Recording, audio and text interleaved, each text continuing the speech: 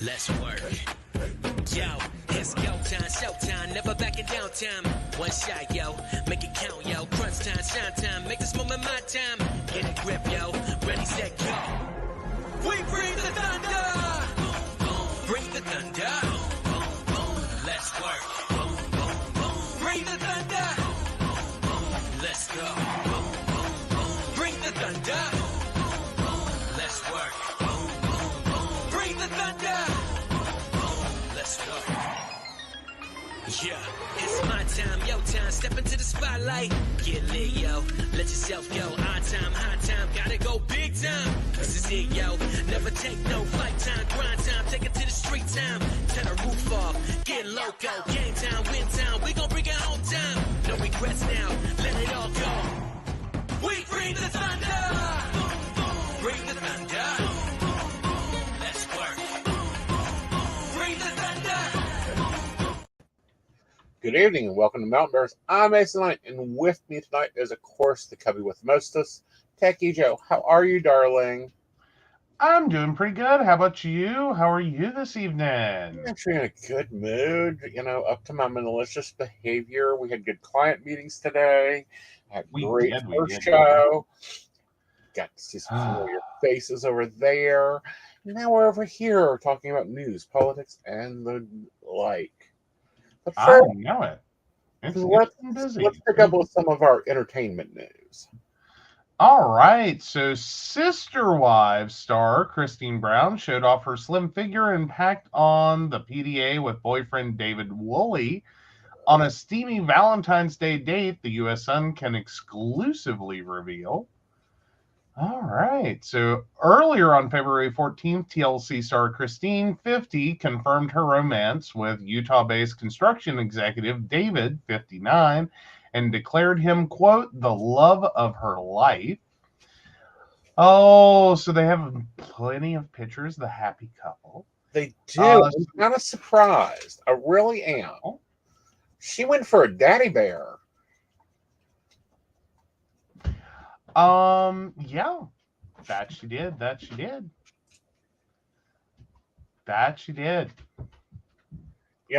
He does not look comfortable with all this. He is not. He is like you. He's like, nope, get the camera out of my face. Just like, please stop. Actually, he's opened up a social media account just for dating her. Oh, isn't that a moment?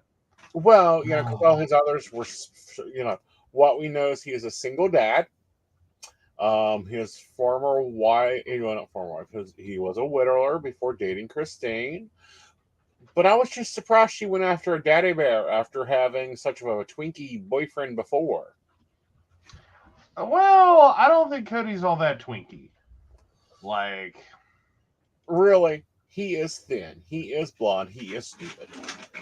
Well, but he's not that thin. He was very thin, but he's gotten dad bod.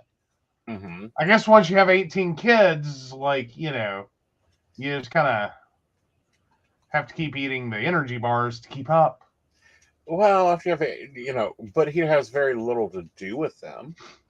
Well, yeah, no, but he has a lot to do with the creation of them, or at least I assume it lasts more than 4 seconds.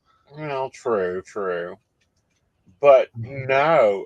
Lots of that running back and forth between houses, True, that could get really tiring, I'll give you that. But no, she went for dad bod. He a nice silver daddy. He looks to be very sweet, and all reports has been that he's actually a decent guy. He's a contract worker. He has 8 kids of his own to go with her, and her 12? Yeah, 6 and 6 make 12. So her 12 kids. Because she's not releasing the children that her and Janelle raised. Mm-hmm. They're all still calling her mom. They're all still interacting. The only ones that aren't interacting is Robin's kids that we are currently aware of. But what do you think? Because there's reports that Cody is losing his shit. I don't know where that might be. Like, on one hand, I could see it. He seems to be a real control freak and does not like the idea that he's replaceable. Yes. On the other hand, Mm-hmm. Mm-hmm. I like. What else did you expect? Right. What else did you expect? Well, not what I Like you expected. thought she was just gonna die Well, alone because yeah. you were not there. Yeah, what Like, I found interesting is she went after another serial entrepreneur. She went after another father. mhm. He is apparently very sweet, very nice. He opened the car door for her, which I'm sorry that's always like sweet to do. Um, Mhm.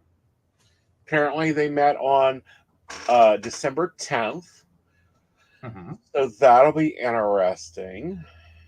Well, I do have to say, I know he's in construction, but if you're going to describe someone as a construction executive, you kind of have a better expectation for how they would show up for a date.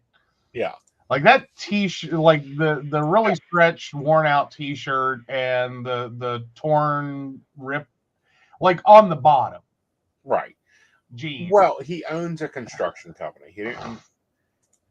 He is not an Oh, executive. It's go build yeah. something, tear up I'm something. just saying that's what the article said. Hmm. I'm expecting. I would have expected a little more. Right, but he looks Like very do a calm. little. Hey, he didn't show up in concrete clothes. No, everything's clean or looks to be. It is very. So like, give him points. Give him Yeah, points. he showed up But I clean. don't know. You're going on a date on Valentine's Day. Yeah, Like, straight men, are you okay? no, he looks like a normal straight dude. Like, straight men, are you okay? Yeah, he is supposedly still LDS. So that'll be interesting. Is she going back into the latter days and not the ADA that she was a part of? That'll be interesting. That'll definitely be interesting. Yeah. I mean, is she maybe looking to do another spinoff? Well, there's been hopes that there would be a spinoff and that we would leave them together.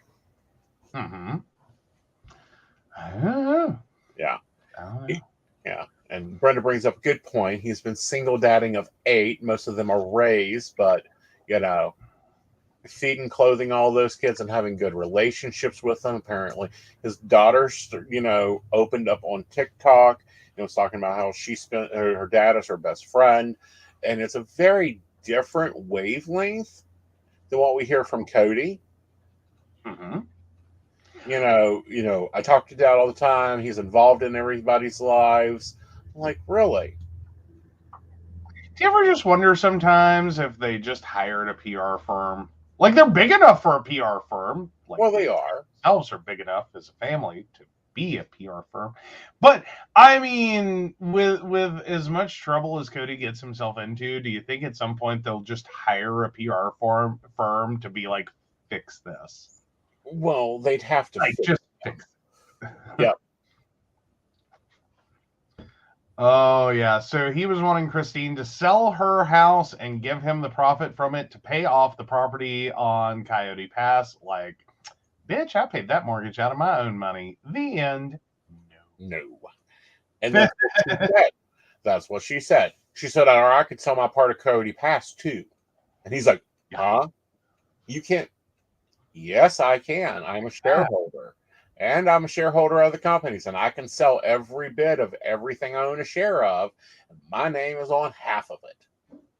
So what people don't you like? So I'll start with them. Yes. Like, someone could end up building a sliver house right up your butt. Yes. Like, it may not be a giant piece of property, but by God. Yeah, but he's supposedly, so he's pissed. She is like living her life in the best. Got a new boyfriend that's like they cannot find anything bad on this dude. And believe me, they have looked. Like they can't even find a speeding ticket on him. Hey, there you go. Good deal, good deal. Yeah. I just wonder if he buys shovels or screwdrivers. That was my only question when I saw construction. Yeah. I don't know. Yeah. I mean, like, yeah, and that's a joke about the fact that there's bribery all through construction. It's Right. weird. It's a weird, weird, weird Yep. part of construction. He's also into big vehicles. Duh, he's in construction. Yeah, he's not driving a Miata. Yeah. Which is good. It means he's also not going through a midlife crisis. Right. So, yay. Maybe she got one on the other side of that. Right. Because, I mean, does anyone else think that some of Cody's problem is he's having like a weird midlife crisis? I think he needs something. I really think the boy needs some hormones. Maybe some stress tabs number 5. I don't know. A vacation? Yeah. Well, Shannon, don't you know that Robin's kids don't live in the house? They live in the RV outside. Yeah. Yeah, they live in the RV outside. That was reported. That Cody tossed them out to an RV and then threw a fit because Janelle moved into a bigger RV. Oh my God. Which, as a hinge, which is technically in polyamory what Cody was in. Now he's in Monogaland. As a hinge, I would be bothered that one, like the Invisible was living in a $1 million home and you were living in an RV without water, power, sewer. Yeah, I don't think you would have time to be bothered by that. Because I'm just saying that I'm going to use the RV to run your ass down. Yeah. For that situation. Just telling you now. Yeah. Like, that's how that works out for me. Yeah. If I'm stuck on a piece of property with no utilities whatsoever. Right. While someone else is living in a $1 million home and there's not a very quick resolution in the works. Well, I'll make sure it was 1 million because, they took the money from Mary's home and Janelle's home to buy it. Yeah. Well, Christine apparently has the 1.1 million, did the article say? Because they had to drop that because it's the son. Right. Like they met at her $1.1 million home. Yes, that she went and bought on her own. Yes. So, yeah.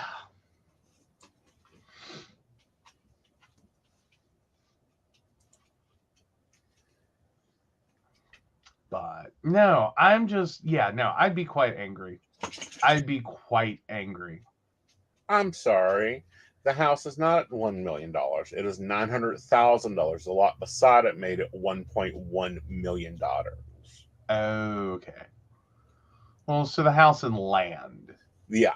Okay. Where, you're, have to move because we are only renting and they're now selling the house and you don't want to buy the house because you want to go move onto the property. So you have to move to an RV and then I won't come visit you. That was so fucked up. I just wanted to. Okay. Y'all know I get very upset with psychics that are useless. I also get very upset with hinges that are stupid. I don't want to go over to Arizona, grab him by the head and go, do you not see what you're doing? Smacking. Yeah, I think he's the only one who doesn't understand why all of the sister wives have deserted him, but the last one. Right. And even she doesn't sound all that. She's threatening. She is threatening him. She has told him, I want polyamory. I do not want monogamy. I do not like you here full time.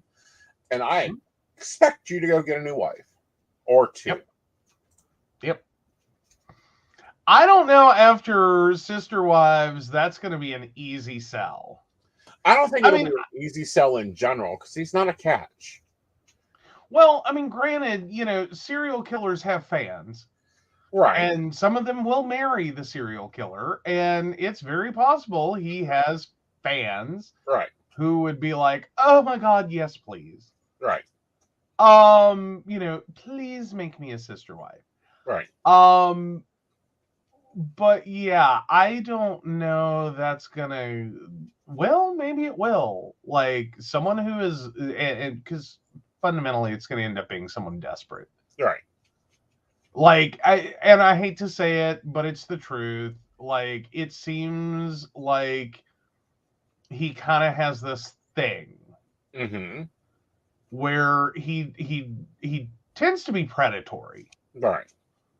Like, one, he tends to pick women in vulnerable positions. Then the relationships tend to run off of like some really shoddy behavior Right. from him, Right. and a lot of peacekeeping from them Right. until like has happened. They all kind of have the dawning realization, this is bullshit. Right. Like, I could do better. Yeah. Meanwhile, he doesn't get any of that's him. Right. None of it's him. Right. So yeah, no, I feel bad for the next sister wife. That's all I'm saying. Well, I think the next, and this is a problem with generational sister wives, and that's what's occurred also. And this is not something they're talking about. Okay. It's kind of like generational kids. Like, and you experience this in your childhood. But when you have one set of partners that have been together 15, 30 years, and then you bring in another one, that's a whole different unit there that has to figure out how to function. And she didn't come in there dealing with that, or she didn't come in there, in my opinion, and tried to work within the unit of like, and she's we a home were, wrecker. yeah, She's a home wrecker. She's yeah. a wrecking ball. Yeah. No one who has seen anything with her in it has not already thought she's a wrecking ball. Right. Like, she just came right in and went, I'll fix this. Right. You know. And get exactly what I want. Right. I don't think had any intent with the sister wives of ever trying to be nice, play nice, become part of them. Right. She wanted to redo them. Right. Like, all right, there's an established show with ratings. There is, like, someone into this that's on this show. I can clear out the sister wives by being a total wrecking ball. And then I can, just hang in there. And I will rebuild him. I think was her plan from the beginning. Like, she bought into this like it was a New York apartment. Right. As in, yeah, it's bullshit. It's garbage. It's $1.2 million, and I'm going to gut it. Like, she is literally sitting there in sister wives land, like Joan Crawford with Alfred Still trying to make that goddamn New York apartment that bankrupted him. Right. But at the same time, when I look at it, and then I'll reflect on our situation. And I am like, if I brought a new boyfriend in now, because, me and Invisible's going on 12, me and you are going on 6. You two are going on 6. Not in a relationship, but in the metaverse. The metaship. They would have to be able to fit in with the dynamic and figure out what they're going to do. I mean, theoretically, yes. I mean, it's always going to be like a growing pain issue thing. Right. But no, well, and then there's caveats and concerns with that as well, because the house isn't going to get bigger when someone else comes in. It's going to get smaller. Right. So we do have like things to work out that way. But right. Yeah, no, but realistically, no, they don't really have to fit in. Like, that's kind of at least from my perspective, that's kind of part of the poly.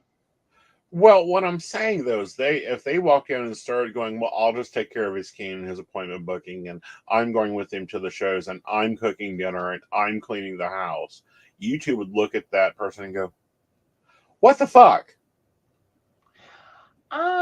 Well, I mean, I think I would have a moment with it, but then I would also be like, because here's my thing. Yeah. Because, poly works for me because I really don't have jealousy. I know. And so for me, like it's kind of like the reason that I don't react badly when relationships end. Uh-huh.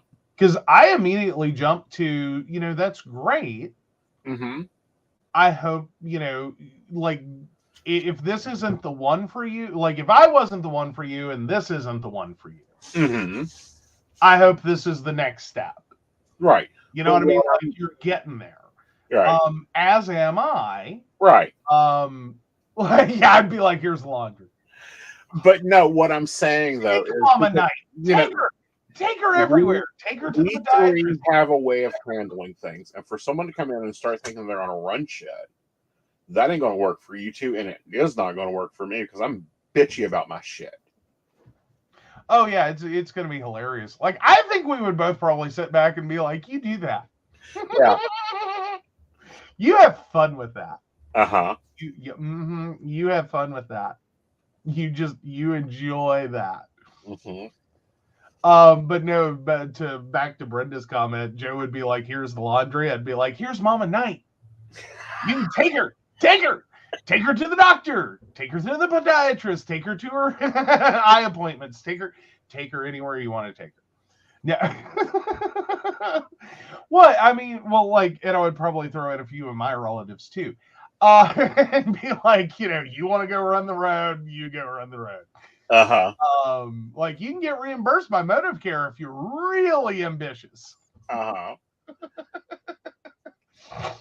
But no.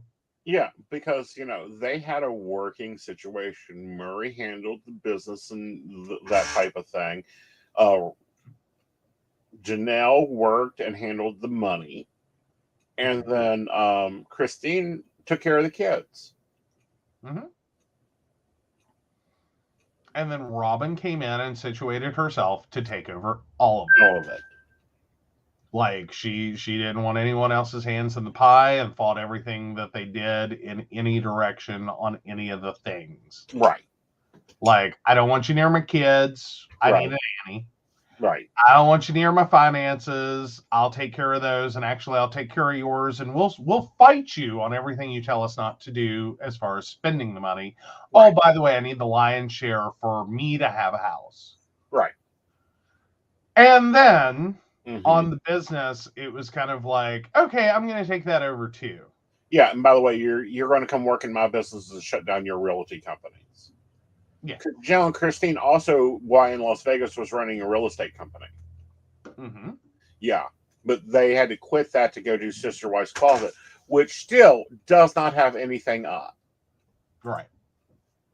Like, it's really easy to put up a website. It's really hard, especially after the 2020s. Right.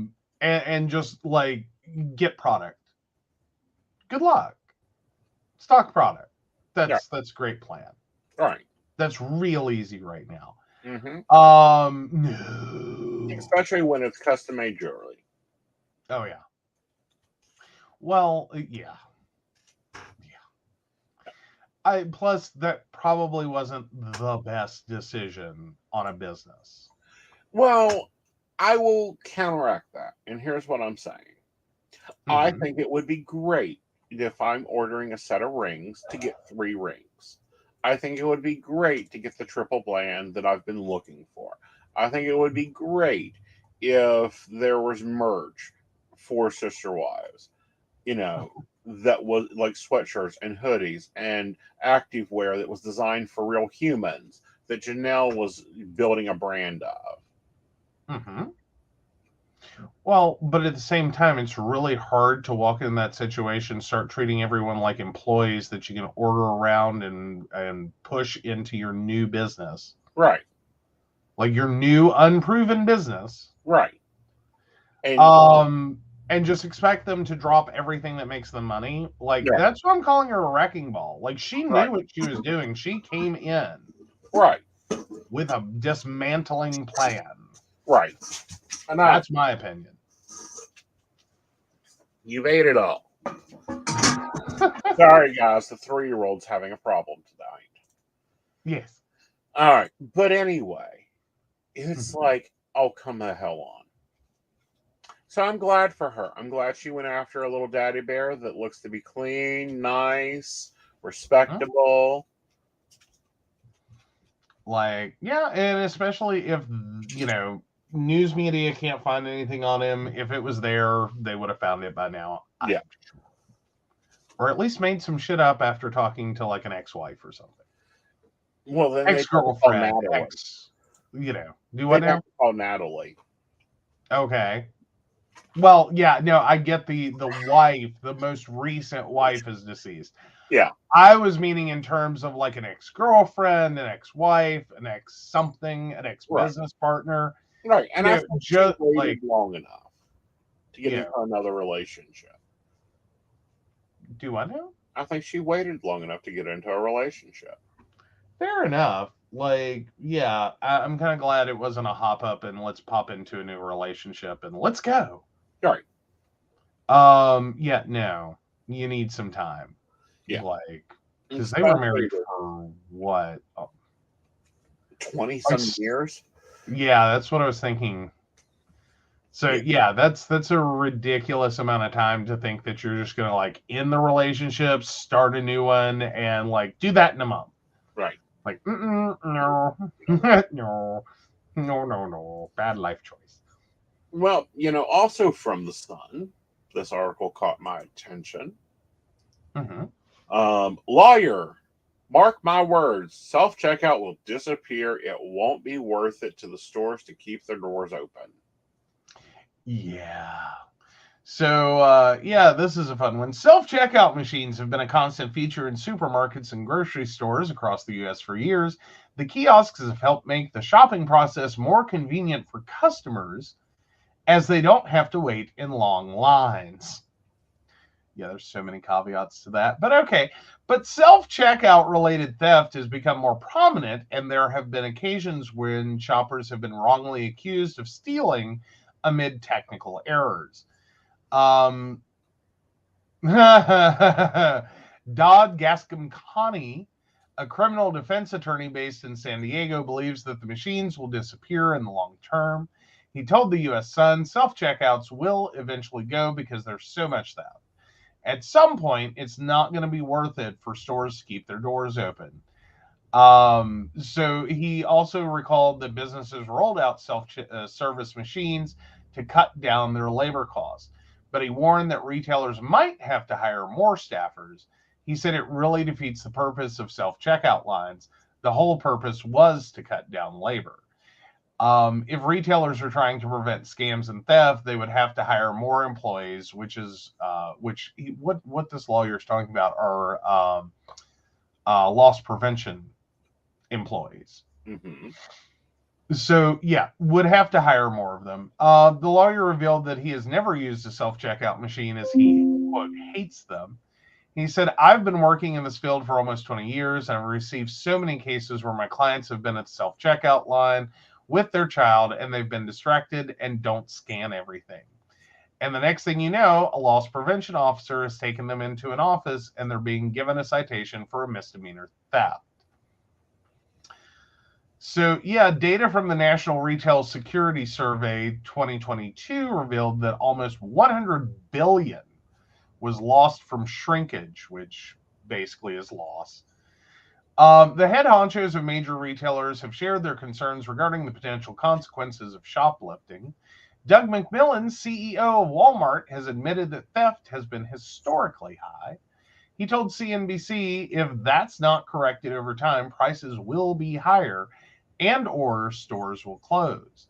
In November 2022, Target CEO Brian Cornell said, along with other retailers, we've seen a significant increase in theft and organized retail crime across our business. Michael Fidelke, the company's chief financial officer, warned that missing inventory reduced the retailer's gross margin by more than $400 million in 2022 compared to 2021. So back to our lawyer, he believes that hiring more staff is the only way that stores will be able to tackle theft. Retailers have introduced different strategies as part of their efforts to combat the problem. So yeah, Walmart launched a partnership with the Irish AI company Everseen in 2017 and rolled out enhanced technology across thousands of its stores. If an item has not been scanned, the kiosk would send a warning to staffers. But one employee who wanted to remain anonymous told Wired in 2020 that they thought the technology was flawed. They told the outlet that the technology was known informally as never seen and alleged that there were incidents where customers were wrongly accused of shoplifting. An Everseen spokesman told Wired that the technology, quote, accurately and effectively identifies potential theft and is why retailers have successfully deployed it at thousands of locations to date, with many more installations planned. Everseen alleged that Walmart had used its technology to create a device and filed a lawsuit. So yeah, which they've gone on to resolve amicably. So yeah. Meanwhile, Walmart has gone on to roll out its own technology in stores. But yeah. I don't know. I like this. This has been the dumbest idea. It really has. It really has. And I I hope mean, I hate them. I hate them for multiple reasons. Now, granted, I prefer the Walmart self checkout over the Kroger self checkout.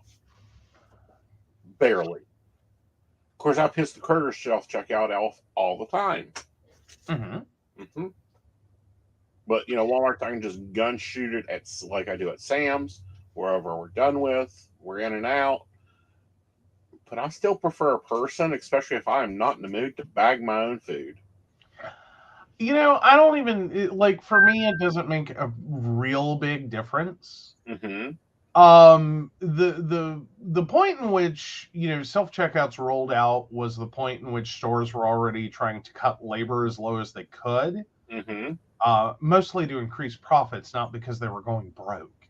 Right. But just because they could, squeeze, a nickel and get 3 dimes. Mm-hmm. To make this more valuable to them. Mm-hmm.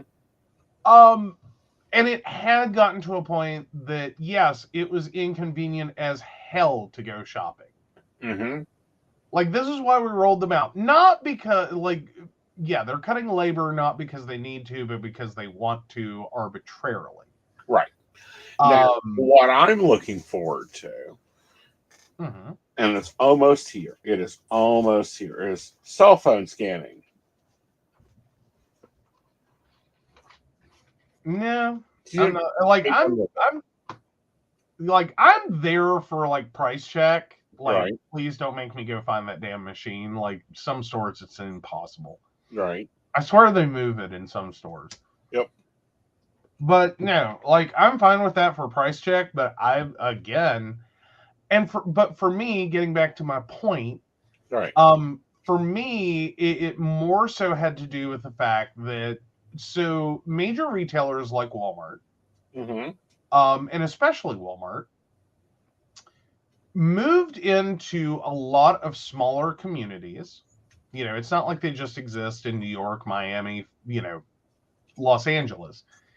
They moved into a lot of communities and instantaneously displaced a number of businesses that were feeding the local community with sustainable income. Right. This is why you drive through a lot of smaller towns and medium-sized towns, and a lot of businesses that used to be there are no longer there. Right. This is why you don't have an office supply store. This is why you don't have a drapery store. This is why you don't have a furniture store. This is why you don't have a computer repair shop. This is why you don't have an automotive shop. This is why, on down the list. In each of those stores, even if they were one-man bands, right, that money stayed in that community. Right. It was going around, it was staying local. Right. Whereas when Walmart moved in, undercut everyone's pricing because they could buy in a bulk much greater and, quite frankly, absorb a different form of loss. Right. And undersell a product for less than it costs them. Right. Because they'll just eat it up somewhere else as they raise prices in other markets after they've shut down an entire town. Right. And, it wasn't a big deal for them, for Walmart.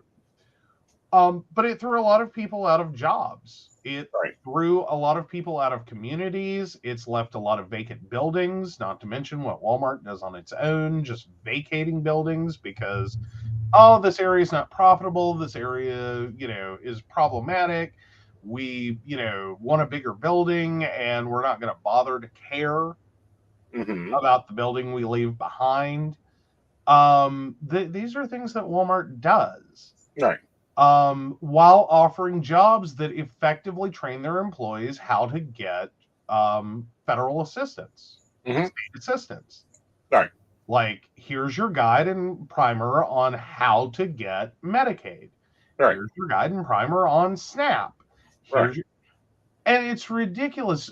Like, the cost of always low prices turned out to be higher taxes through employees that now, instead of being self-sufficient in the case of running their own store, being paid at least a decent enough wage and treated decently in a sense, that would not have to go get Medicaid or food stamps to support their family, are now working for a massive retailer that yanks money out of our communities, gives pennies back to local community members in form of employment, and then basically between sweetheart deals and this lovely primer on how to, go and get benefits from the state, yanks even more money out of our local communities, our states, and our federal government. Right.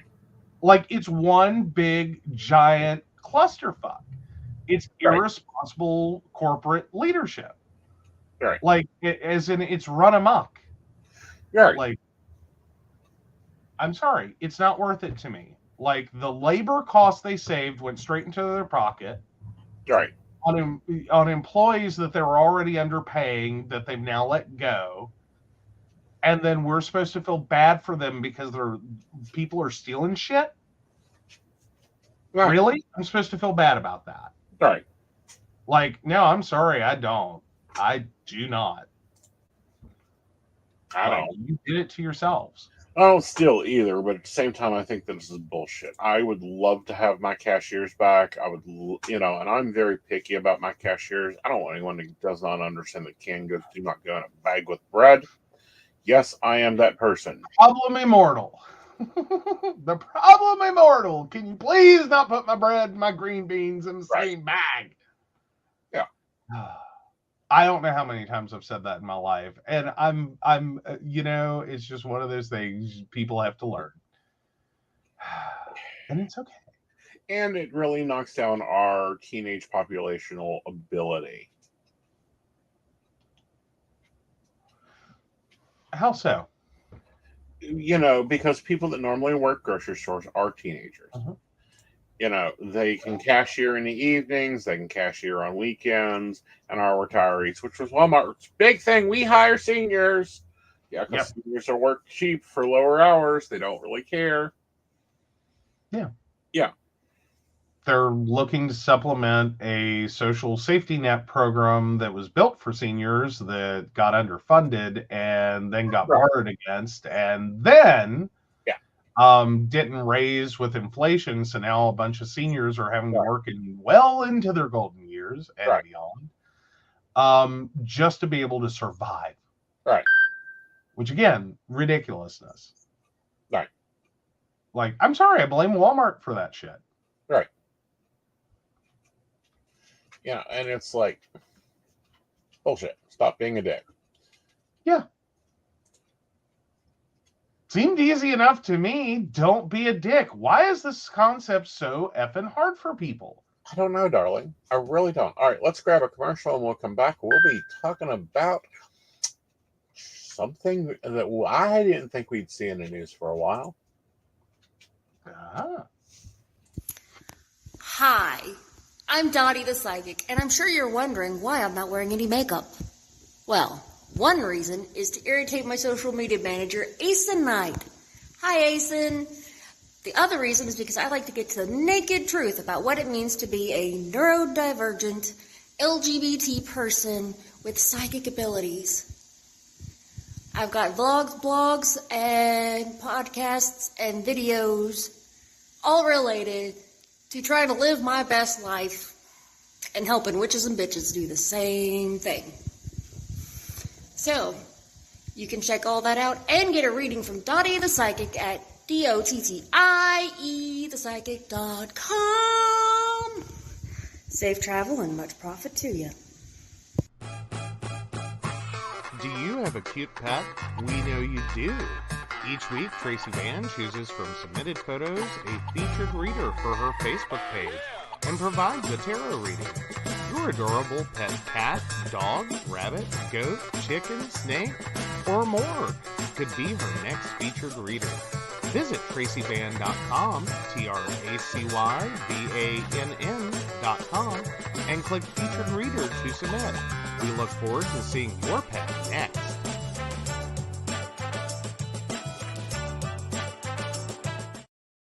Hey everybody, Lady Gwendolyn here, and I am here to tell you how to get in contact with me and a little bit about what I do. I am the High Priestess that works with shadow work to help you grow and heal. And I work with access bars, Reiki, I do power forms. I'm recently getting into crystal healing, sound therapy as well. So you can go to Lady Gwendolyn Healing, that is LadyGwendolynHealing.com. Book your appointment with me. I do in person, I do over the phone, I do over Zoom. We can do that as well. My main goal is to help you grow and heal, because I've been there, I'm still going through it, and I let my strength help guide you. See you soon. Hey everybody, Natalie here from The Pendulum's Path. If you are in need of guidance, direction, spiritual connection, healing, or more, you would come to the right place. I have worked as a psychic and a medium for over 3 years, connecting people from all over the world with their loved ones, giving them insight and guidance into their current situations, their past healings, their blockages, and what they need to know in order for them to have a better future.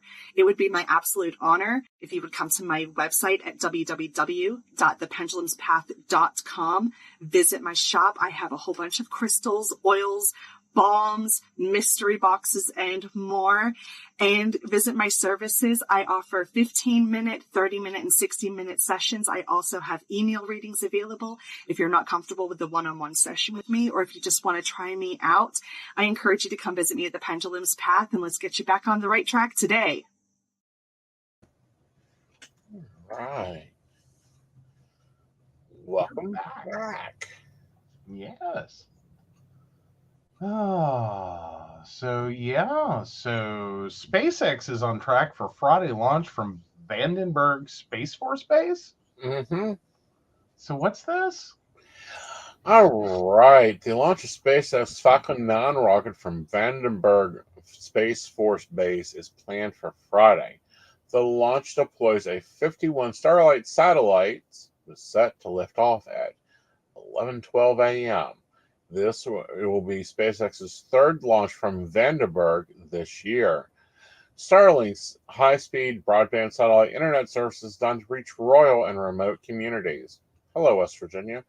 Following stages of separating, the SpaceX plans to land the rocket's first stage booster, Of Course I Still Love You, drone ship station in the Pacific Ocean.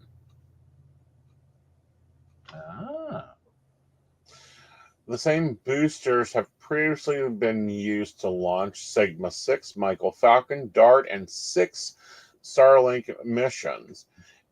If for some reason the launch is delayed, the base plans to try to launch again on Saturday. So he is taking more satellites up to SpaceX and moving forward with that. He is. So, yeah. Yeah, I just found it interesting that it's Space Force Base. So he created his own base now? No. Don't you remember this was Trump's little thing? Catcher in a Riot? Space Force. Yeah. Yeah. So Vandenberg is a Space Force base. Lovely. Yes. Yes. It just gets better and better. It does. I'm just waiting for Spaceballs, the reality. But 51 more Starlink satellites, definitely going to get that service up and running, hopefully sooner than later. Well, they've already got a lot of it up and running. Mm-hmm. But more coverage, better reception, better services for people. Yes. I mean, other than, this is a massive contribution to the amount of space junk. Well, and I'm not calling it junk per se. Just pick up the junks that were whatever happened to pack it in, pack it out. Yeah, no, we didn't do that. Yeah. No. We've treated space like Joshua Tree National Park back during that whole fiasco, right, a few years ago, or worse.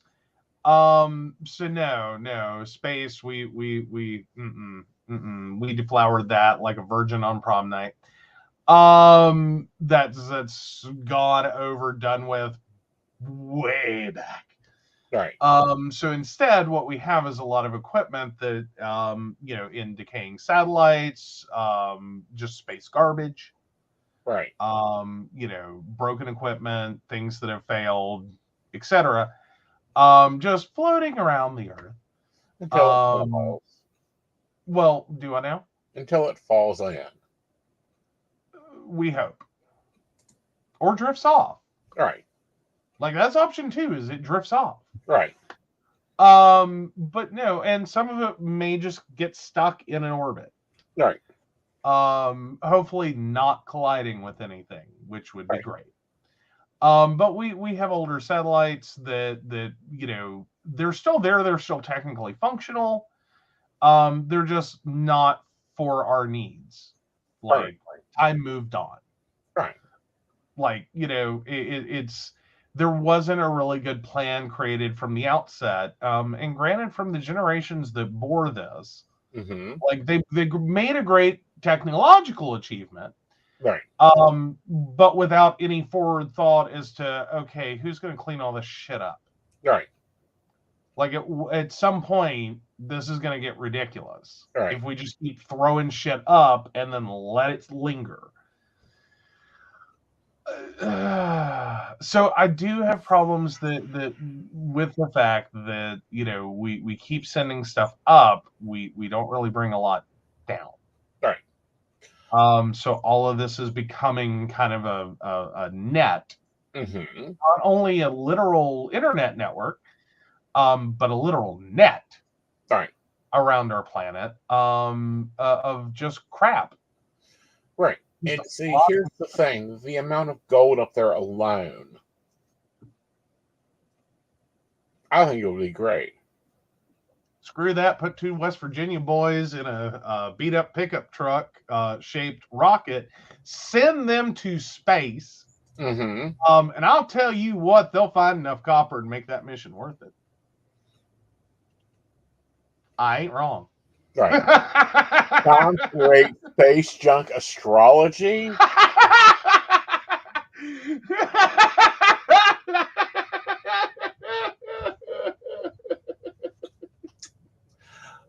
I just think we need to collect it.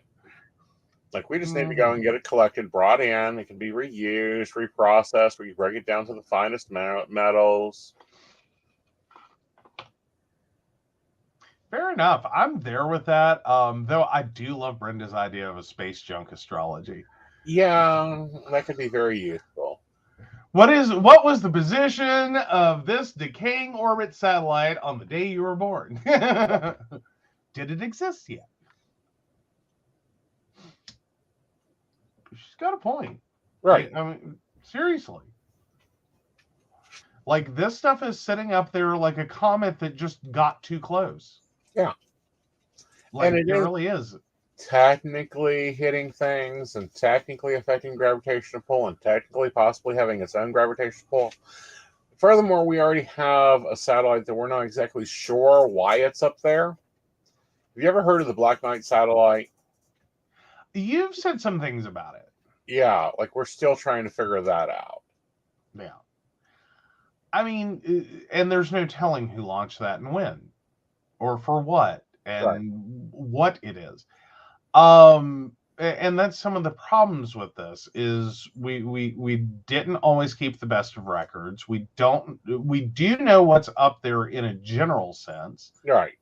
But there's going to be a tipping point. Right. In which, you know, I'm sorry, we're going to have to send a Hoover representative up first to clear a hole for a space mission. Well, I think it's getting to that point probably very soon that we're going to have to begin looking at exactly what's up there and what it can be used for, and where to go with it. Mm-hmm.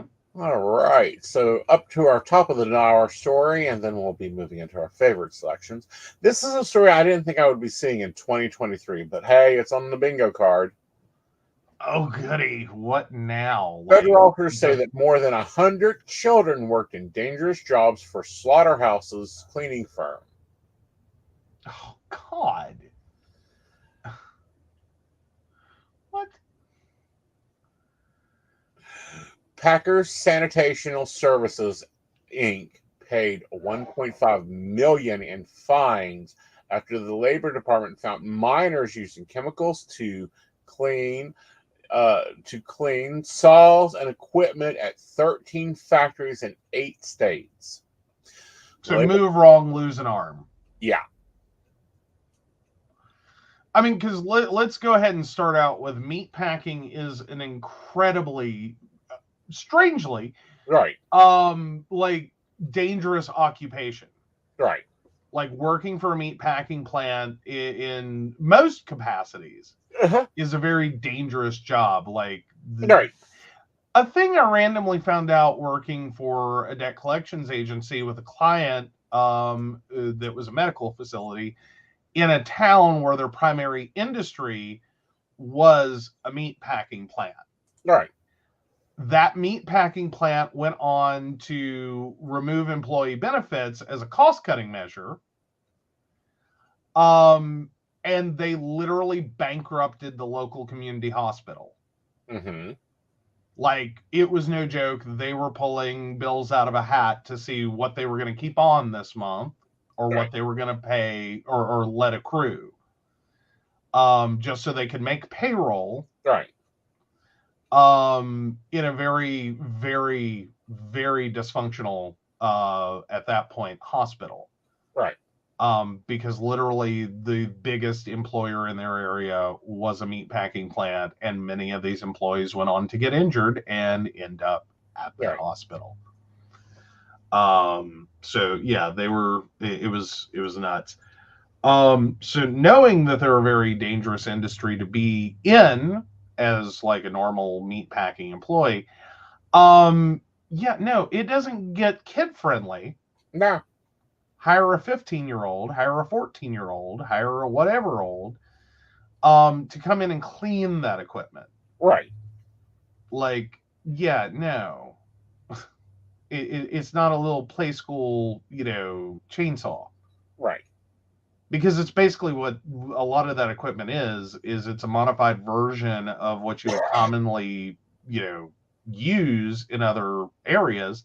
Right. As like, a chainsaw or a, circular saw.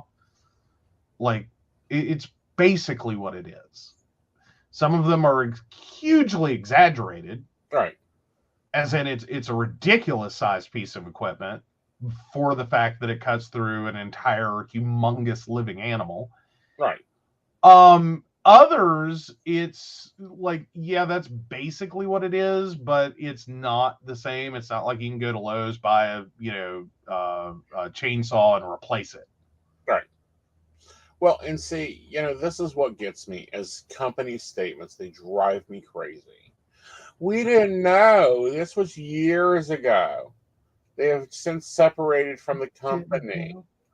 Really? Really? We didn't know. I'm sorry, you get to say that about a lot of things. Like, people do. You really get to say, like, we didn't know any better. Right. Like, if you're talking about, like, seat belts in the 50s, and kids free ranging in the back of a station wagon, yeah, you get to say, we didn't know. We didn't know. We didn't know. We didn't know that drinking in the 50s Right. was going to cause so many problems with fetal alcohol syndrome, because we didn't know. We didn't know. It didn't exist. We didn't know. Right. Like, we get it now. We do better. Right. I'm sorry. This is crap that they outlawed, because it's the same crap back in the 1920s? 1920s, 1930s. But Mm-hmm. this is what gets me. And I'm in two camps here. One, I think that children should work. Yeah. There are job statements they need to Reasonably. learn how to do. There's reasonable jobs out there. The slaughterhouse isn't one of them. The coal mines isn't one of them. It's not a good teenage starter job. No. Like, no. Fast food. No. Lawn mowing. Paper routes, which, you've got a kid that's in baseball, you want him on a paper route, especially if you want him to be a pitcher. Mm-hmm. Start a YouTube channel, start a TikTok, build a web design business, computer repair, most part. Most part. Yeah, like, not that there aren't some dangers with computer repair, but most of those fall into a category of, Right. As long as you go through all of that, right, and you're very clear, it's a minimal risk. Right. Now, there's some solvents and stuff you probably don't want your 14-year-old soldering boards. Right. Like, that's don't, no. Right. Housekeeping, a lovely summer job for a kid. Absolutely. Like, yeah, it's not even that, like, we have a problem with the fact that they were cleaning a business. Like, if you're talking about Monday through Friday call center, right, I think most of us would be like, that's fair. Yeah. Like, that's decent. That's understandable. But a meat packing plant? Like, Dow Chemical, you lost them as a client? Like, is that what happened? Mm-hmm. Like, you couldn't send them anywhere worse? Like, hi. And I'm just like, are you? What? And to be clear, this isn't about the kids. It's not that I think that teenagers are inherently stupid and do stupid things and all that. I mean, to some degree, I do believe that, but right. I think there are very intelligent teenagers who could very much handle this job. It's just that's not a place to gamble on. Exactly. That is not where you want people to be growing and learning and, being on time and managing money and balancing responsibilities. Well, I mean, here's how it works out for me. So you put a teenager that's an unknown. Are they, smart, intelligent, decent, not going to do anything stupid teenager, or are they potentially the worst of the worst teenager? Right. It's a gamble. Right. Now, if you screw up cleaning an office, right, you're going to fall and hit your head. You're going to knock something over that's probably heavy. Right. You're going to get cut.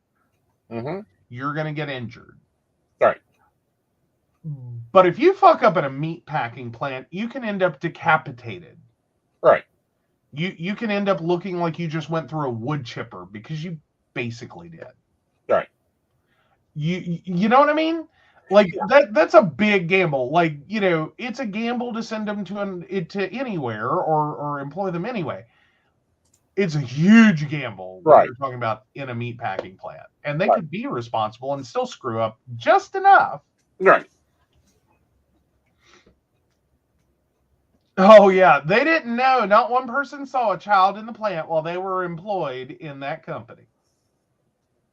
I think someone would notice. Yeah. Like I'm with Brenda on the satire there. It's like, I think someone would have noticed. Right.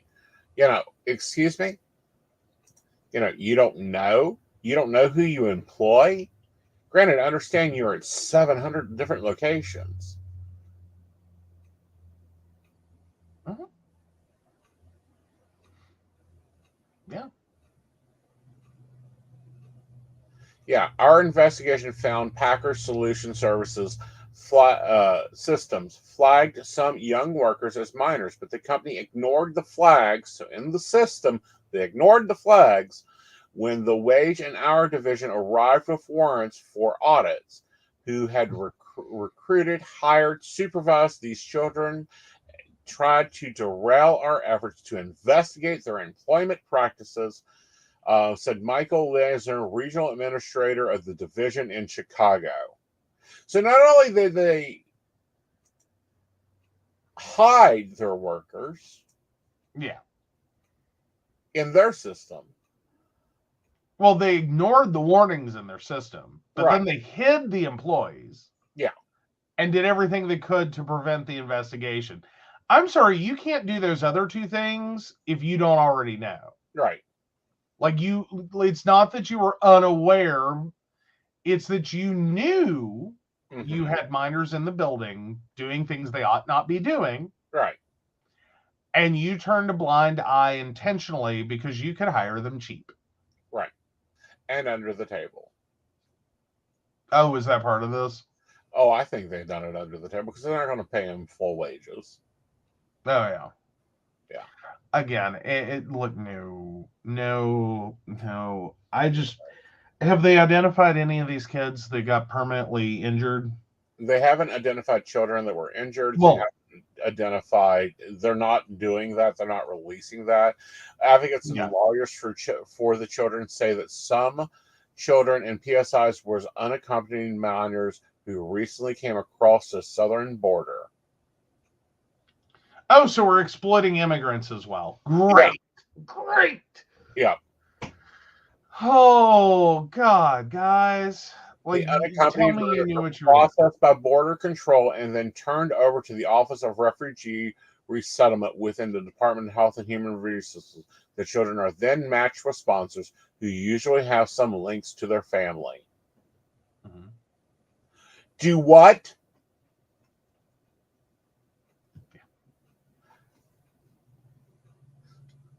So they come across the border, they get caught, they don't have adult parents, they get hooked up with sponsors who then put them into fucking cleaning slaughterhouses. Yeah. Like, this is the human trafficking we don't talk about. Because when we talk about human trafficking, when most people talk about human trafficking, what they're really talking about is pretty white girls. Mm-hmm. Who could be kidnapped and sold into sexual slavery. Okay, that's a concern. Not as big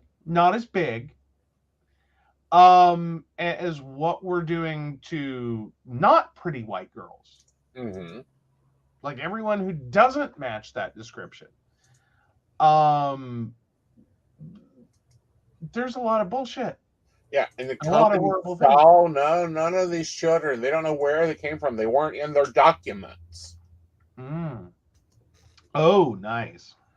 That's helpful. Yeah. They're basically shooting for plausible deniability, or moreover, hoping someone can float the idea. Right. That, well, they didn't know, they'll never do it again. So, Yeah. Hi, Brenda's on the same line. And this is different from trafficking hell. No, it is trafficking. The fact, like, if you want to, like, go for technical differences, technically. Mm-hmm. No, it's not human trafficking exactly. Just because of its genesis, though the fundamentals of it, that's what it becomes. Yeah.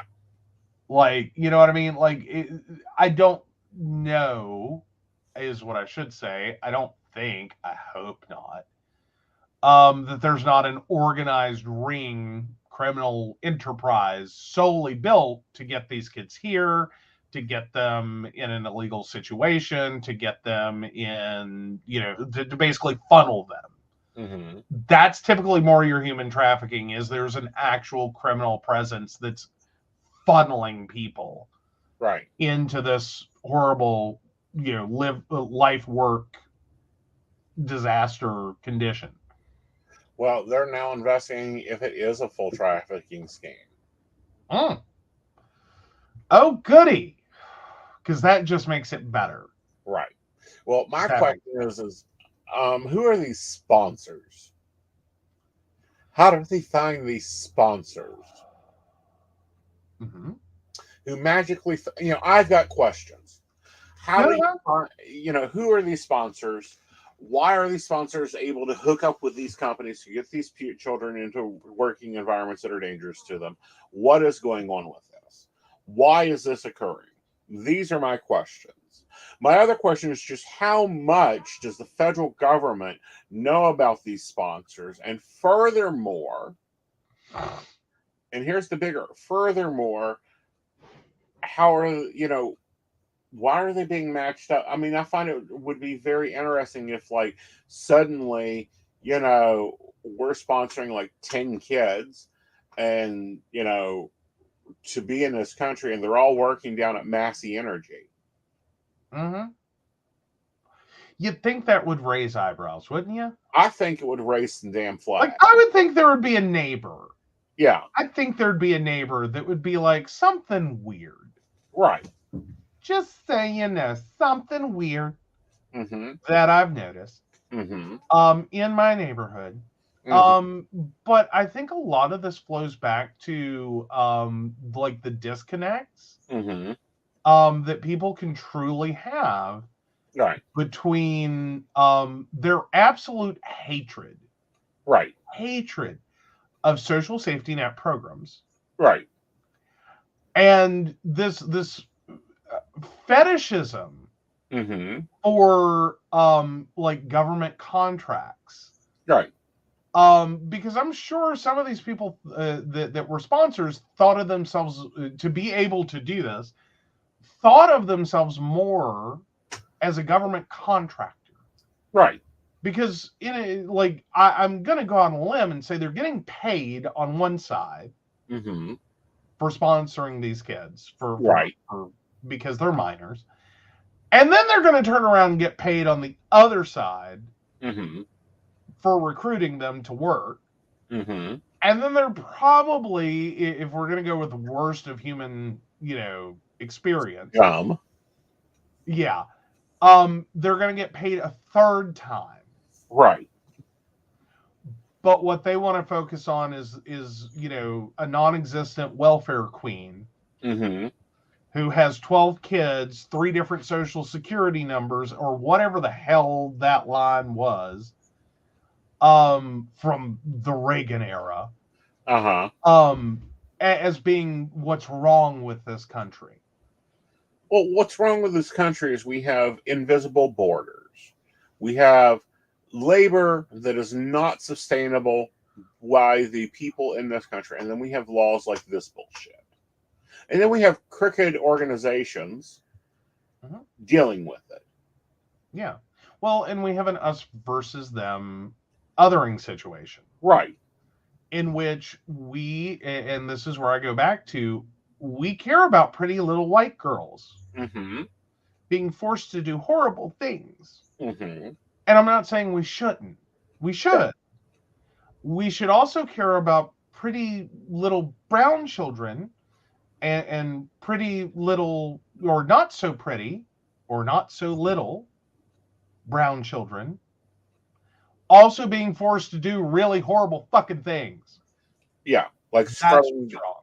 That's what's wrong. Starving down slaughterhouses. Yeah. Yeah. If you can other people, yeah, this is what happens. You don't care anymore. It doesn't register for you. This is wrong. Right. Morally wrong. Yeah. while claiming to be part of a moral majority. Because you know these were Trump supporters. Yes. You know it. Like, no one's going to be surprised. Mm-hmm. All right, guys, let's take a break, and when we come back, we'll find out if he's an asshole. All right.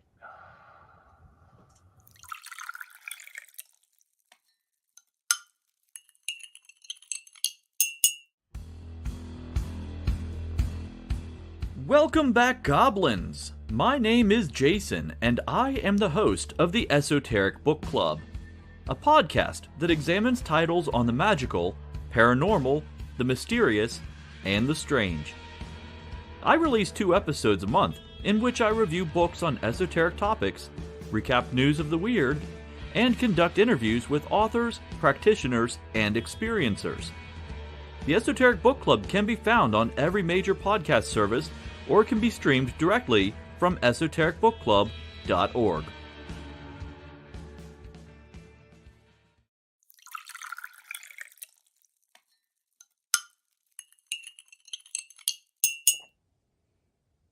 Hi, I'm Tracy Van. I provide a blended reading consisting of mediumship, psychic, and tarot cards. A reading from me can cover any guidance you need from relationships with your partner or your family, spiritual, financial, any questions you may need clarity on. If you would like to book an appointment with me, check out my website, tracyvan.com. That's TracyVann.com.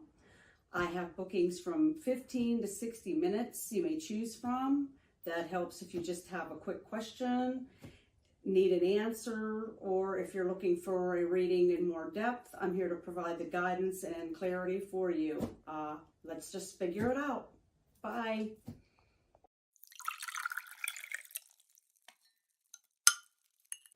Hi, Techie Joe here. I work with Aeson and some of the best psychics in West Virginia to create amazing live streams and podcasts for the Psychic Coffee Shop Network. Together, we brew up great content discussing news, events, hot topics, and more, all from a psychic perspective. On the Psychic Coffee Shop, we interview amazing authors in the metaphysical realm. Coffee and Tea combines Aeson with Tracy, Dottie, Natalie, or Lady Gwendolyn for the good and the bad of being a psychic. Shameless Self-Promotion with Dottie the Psychic talks to leading and emerging YouTubers and business owners in our community. Mountain Bears brings you the latest in LGBT news and politics. The Psychic That Plans answers the question of, well, how a psychic plans. Plus, we're live on air. We take your comments and your questions, including psychic advice questions. Check out our amazing programming, book an appointment with top psychics, and find out all the wonderful things we have to offer at PCSBnetwork.com today.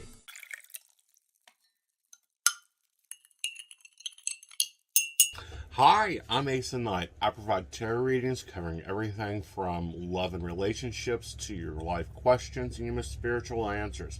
And also, I provide a lot of guidance in finances and divorces and all those relationship problems. So, if you'd like to get a reading from me privately, not on air, you can feel free to do so by visiting aesonnight.com and booking your appointment. I also provide on-demand services, so if your life is a little chaotic, you can go ahead and click that call now button there on my site. Great for a quick answer question. All right, guys, back to the show. Enjoy.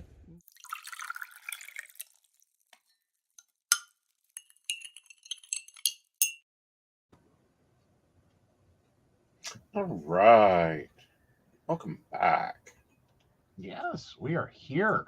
All right. Am I the asshole for sending my girlfriend too many Valentine's Day flowers and making her sister's husband look bad?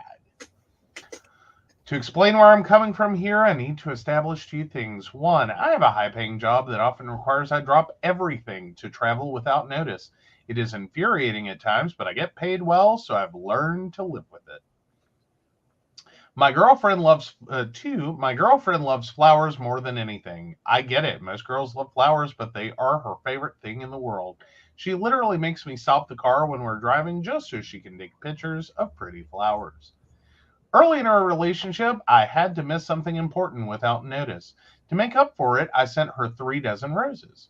She loved it, and probably as a joke, told me that I had set the bar and I'd better always send her 3 dozen roses if I was going to let her down. We've been together 3 years since then, and I've always sent 3 dozen roses whenever we would be apart. It's a tradition, and we both love it. On to the dilemma. Girlfriend got bad news about a family member's health and headed back to her hometown a couple of weeks ago. I couldn't join. Her 2 sisters came back as well with their husbands. Valentine's Day came around, and although it wasn't my fault we weren't together, I ordered a gift of 3 dozen roses and candy and a stuffed animal. Day of, I got an alert from FedEx of a delayed shipment and panicked. It broke my heart to think she wouldn't get any flowers that day. So I called around to local florists and found one who could deliver them for a fee. I sent another gift pack of 3 dozen roses. Turns out, FedEx managed to deliver the original package. Girlfriend ended up with 6 dozen roses, 2 cards, 2 boxes of chocolates, and a teddy bear. She joked that I had now raised the bar, and she expected no less than 6 dozen roses anytime we were apart. All jokes aside, I could tell she really appreciated the trouble I went through. The next day, I heard from her sisters' husbands. They were furious with me, saying I made them both look awful. Turns out one bought his wife a leftover bouquet of half-dead tulips, and the other didn't get his wife anything at all. I guess they both were going to use the commotion as an excuse. My girlfriend ended up sharing her roses with both of her sisters so they all could feel special, but it was clear they were all from me. My instinct was to take a victory lap, but girlfriend's mom and dad called and explained that they thought I should apologize. While they appreciate me always making romantic gestures, I can afford to do so while their other daughters' husbands can't. They see where things are going and assume we'll all be family soon. And it would be a good idea for me to make peace with the other 2. That's true in the sense that I really didn't mean to do anything to their detriment, but I also never expected them to be such shitty partners that they thought it would be okay to not even bring their wives flowers on Valentine's Day. But maybe I'm wrong for holding them to the standard I've set for my own relationship. Am I the asshole? Dude, not the asshole, man. Not the asshole. And, I would be like, oh, dude. Problematical problems. You've created them yourself. And suck it up, Buttercup, because it was a double whammy. One, she was away from you. Hey, Ren, no, we have not been to Timberfell Lodge. But no, I'm sorry, there's just one, it's very sweet, it's so cute, and the fact that you and your partner are, one, in a financial position that you can do that for her, and 2, that you really did care enough to not just be like, sorry, honey, FedEx fucked up. Right. And additionally that you did do everything you could to try to, in the midst of a family crisis, to still make sure that she felt loved and appreciated, despite that, is amazing. The fact that your future brother-in-laws are completely fucking useless set the bar so low is ridiculous. Right. Like, yeah. Like, sorry, dude, she delivered double because she was away and it was Valentine's Day. You're lucky I didn't send 18. Yeah. I just can't on this one. Like, not the asshole, dude. So not the asshole. Like, so not the asshole. Oh. Okay, Red, I'm not reading that one on air, but good luck with your health problem. Hope that works out for you. Yeah. Yeah. Yeah, he went Oh. above and beyond. He did. He went above and beyond and should be commended for it. I think the future brother-in-law should learn their lesson that they're fuck-ups Right. and need to get their shit together. I don't think either of them, like both of them feeling like, embarrassed. You should. Yeah. You should. You should. You should. Yeah. Very, very much you should. I mean, cards aren't hard. Right. Flowers are a little harder. Candy, a little harder. Flowers, a little harder than that. Depending upon your economic circumstance. Like if it's a really shit year. Right. Lowered expectations. But you can still manage a card. Card, flowers, cookie, donuts. Like, what's your problem here? Yeah. Yeah. Oh, so by the way, happy birthday, Eve, to Invisible Assistant. Yes, it is his birthday, Eve. We will make sure to relay that, though he probably heard me, so, Yeah. But, yeah. But no. Alrighty, so moving right along, I guess, unless you've got more for not the asshole. Dude, up your game. Tell your brother up their game. Oh, God, guys, try. Just try. Right. Not even try harder. Just try. I think your wives would have been thrilled. All right, so on to polyamory relationship problems. I'm concerned my partner no longer loves me. Strap in, it's a long one. So me, male 29, and my partner, female 26, have been having serious relationship issues for about 9 months now. The subject changes a lot, but I feel like there are some underlying issues that run through all of it. But I need the opinion of Polly Peeps on whether or not one of her major grievances is fair or not. The first major turn in our relationship was a result of some dishonesty on my part during a poly situation we were in some 9 months ago. My partner wanted to explore her bisexuality and polyamory ethical non-monogamy after she found out I've done it successfully before. Long story in its own right, but I'm still on good terms with all but one of the people from that situation. My partner downloaded Tinder and eventually met another ethical non-monogamous couple, female 29 and male 30-something. She fell hard for this woman and she ended up in a great relationship with her. We discussed in detail her relationship with this woman and there were no issues. However, we only briefly talked about her interactions with the man in that other relationship because my partner showed less interest in any kind of relationship with him, and I thought it was a non-issue. At one point, she informed me she was going out to lunch with him, but then during the day, they changed their minds and slept together. It should be noted that I had told her I would be okay with this, as I liked the guy and had no issue with him.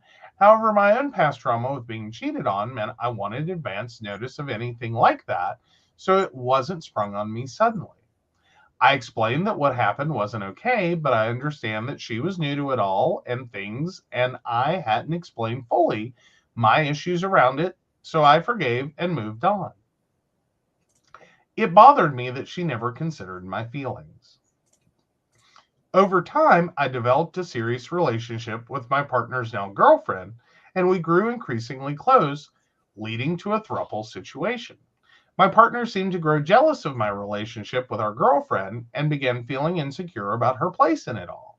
Myself and our mutual girlfriend reassured her that we loved her and wouldn't try to leave her, but it wasn't enough, so my partner set the boundary that myself and our mutual girlfriend couldn't have penetrative sex without her involvement.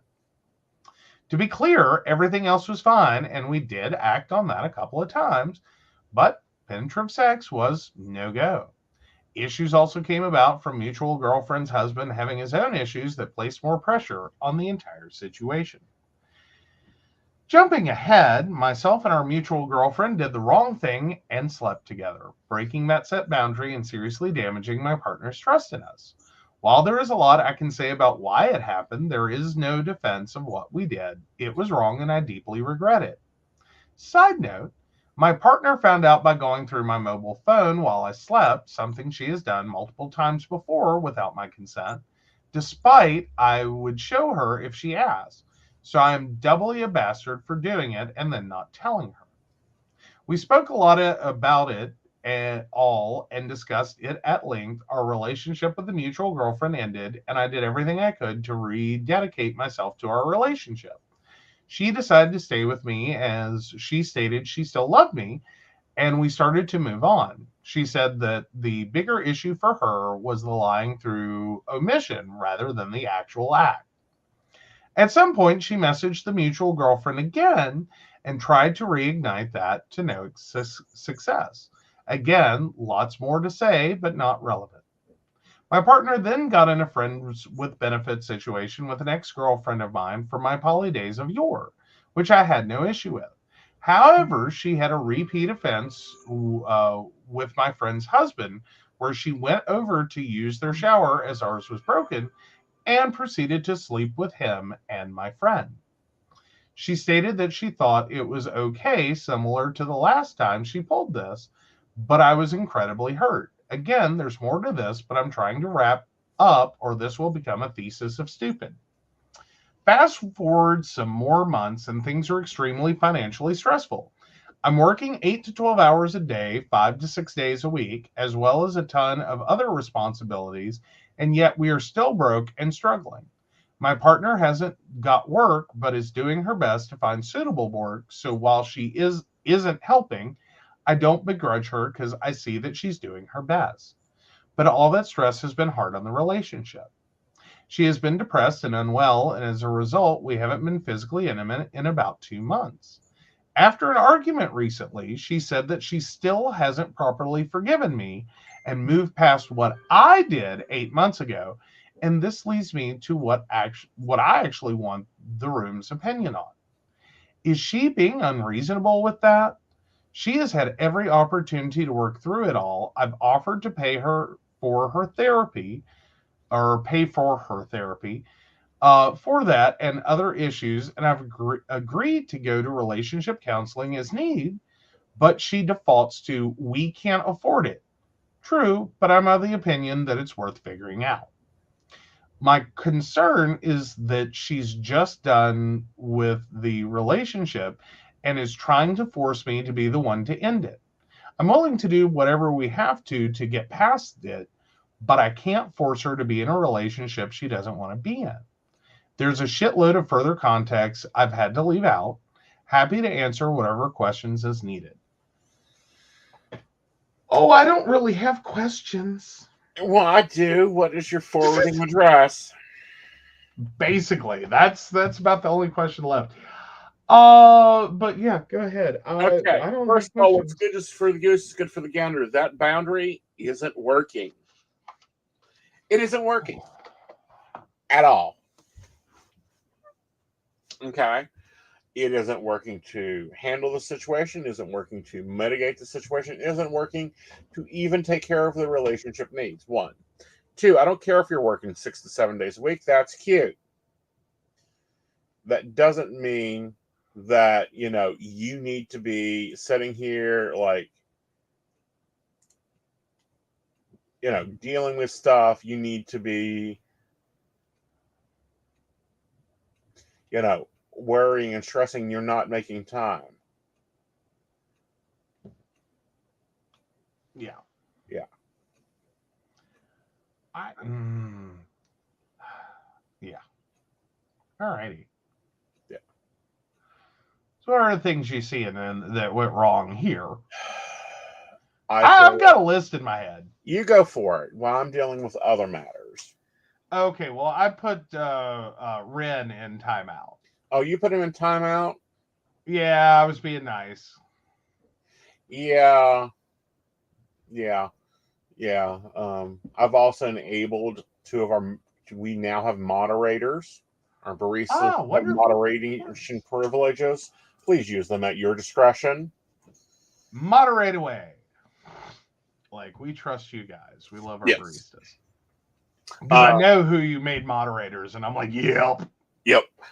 Yeah, because I went over and there's things that aren't shown and that aren't shown to us because it's held by the service, and I'm like, nope. And I'm not sure they can see it or not, but it's like gone. That, and I got tired of having to go in and take care of the good comments. But anyhow, you go for your list, and I'll back you on. Give you my list. All right. Well, I'm gonna start at like I really have problems with the boundary that she set. Right. Because it was boundary that she set to control your and the girlfriend's behavior. That's not a boundary, that's a demand. Mm-hmm. That's a hostage situation.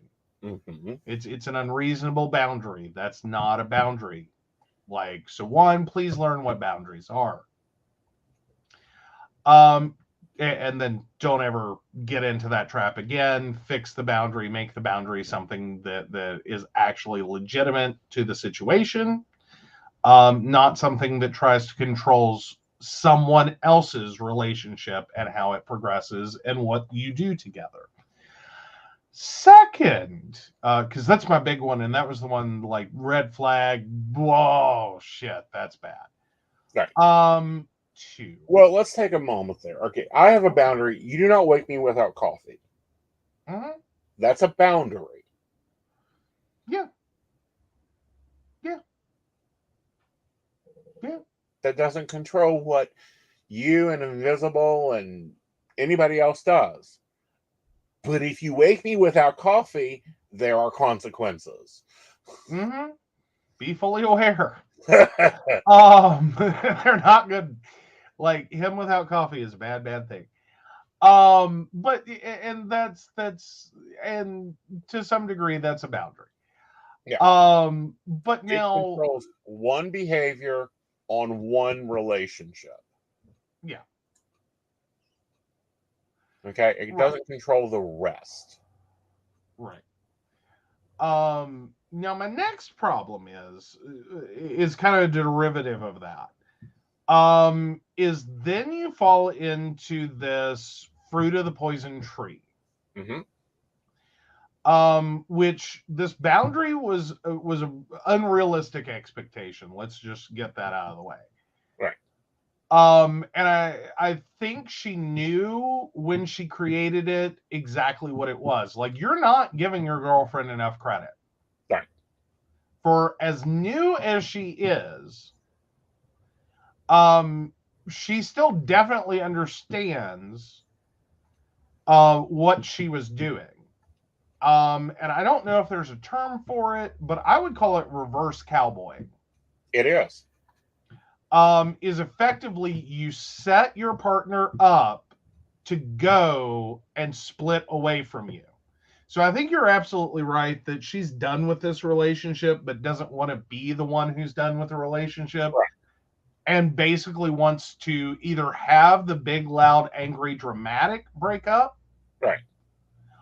Or she wants you to just go away. Right. So that's problem 2. Problem 3. I'm sorry, you've given her a lot of latitude because, again, you think she's new to this and doesn't understand what she's doing. Mm-hmm. I have done a lot of things in my life. I cannot say that I have ever gone out for lunch and just flippantly decided Mm-hmm. To cancel lunch plans and go have sex. Right. Without realizing that might pose a problem. Right. I have also never gone to someone's house to take a shower because, we, or whatever situation I've been in, we are without water for any reason. Well, and my thing, and this gets me, is that sounds stupid. Okay. Like, what'd she do? Slip in the shower and fall on his dick? Or did she just decide not to take a shower? Well, no, this is not what of the I'm saying. walk It sounds stupid. normal way. In this city, in this burg, Mm-hmm. okay, if I want to take a shower, I can take a shower at my house, I can take a shower at the gym, take a shower at the other gym. I can take a shower at my mother's. You're telling me that you probably live in a bigger metropolis than I do, and the only place was the friend's house that she already had problems keeping her damn hands off the boyfriend? Yeah, I'm just not thinking that's legit. Yeah, I call bullshit. Like, that's... Yeah, I think she knows exactly what she's doing. Again, I think it's all motivated towards trying to get her to break, or get you to break up with her. Right. Like, she's already tried to sabotage a relationship. Mm-hmm. She is already twice Right. done a thing that I think to most people would be pretty clear and obvious. Right. Probably ought not Right. do the thing. The first time, I like, fine, all right, I'll give you benefit of the doubt, and I'll be like, okay. The second time, no, that's intent. Right. You knew what you were doing. You knew where you were going. You knew. You took advantage of the situation that you're without water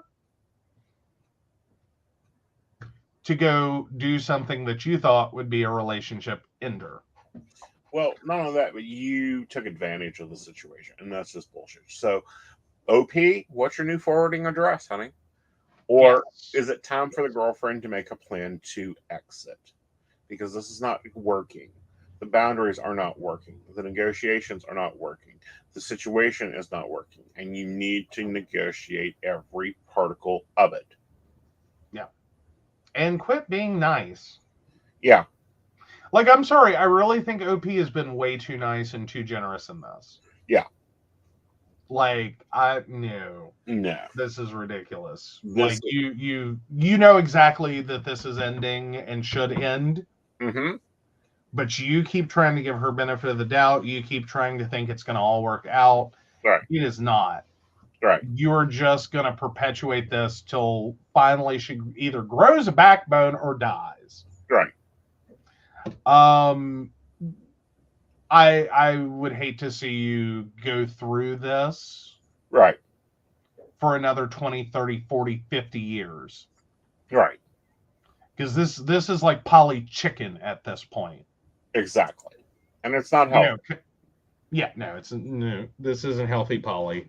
Like, no. If this is what you're used to, you need to meet some new people, find some new friends that are poly, that are going through much better versions than this. Yes.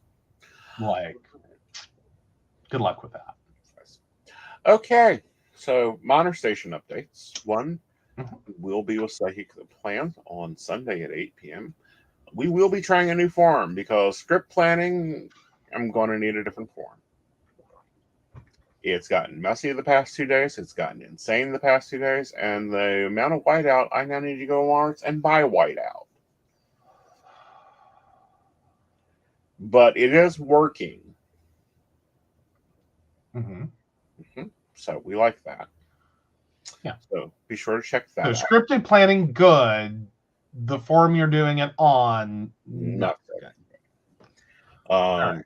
So new form, yay. Aeson's going to create something, yay. If not, he'll create it, and then Joe will make it pretty. Yes, if he sends me original files instead of like graphical image PDFs that I can't edit. Yeah. Because it destroys them. Yeah.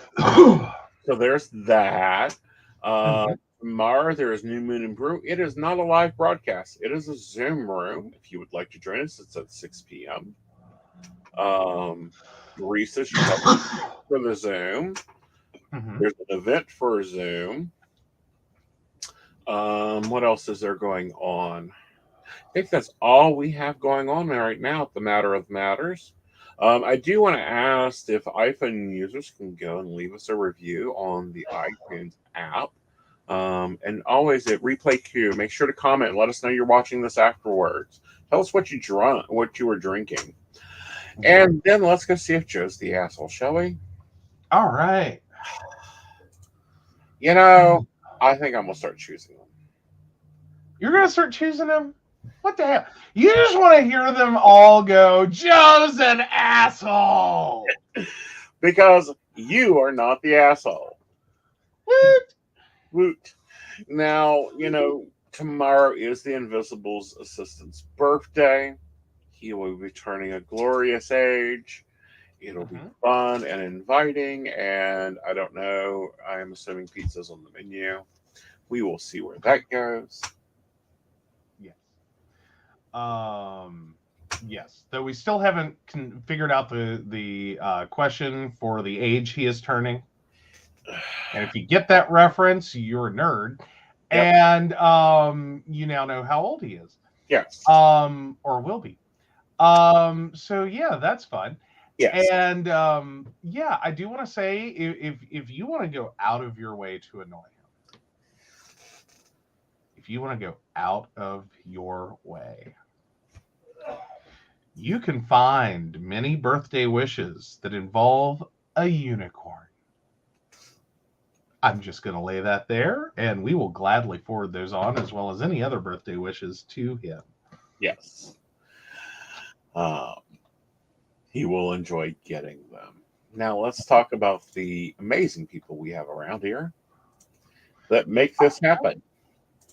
So, of course, we want to thank Beverly Walker, Mika G, Kathy, Mary Winfield, Brenda, Shannon C, Shannon D, Lady Gwendolyn, Charles Shaw, Dottie the Psychic, Tracy Van, Caitlin Bell, and Devin. If you'd like to learn more about us, the show, and how you too can become a Patreon sponsor and receive all the wonderful benefits our baristas receive, please visit us at pcspnetwork.com. And good night, y'all. Good night.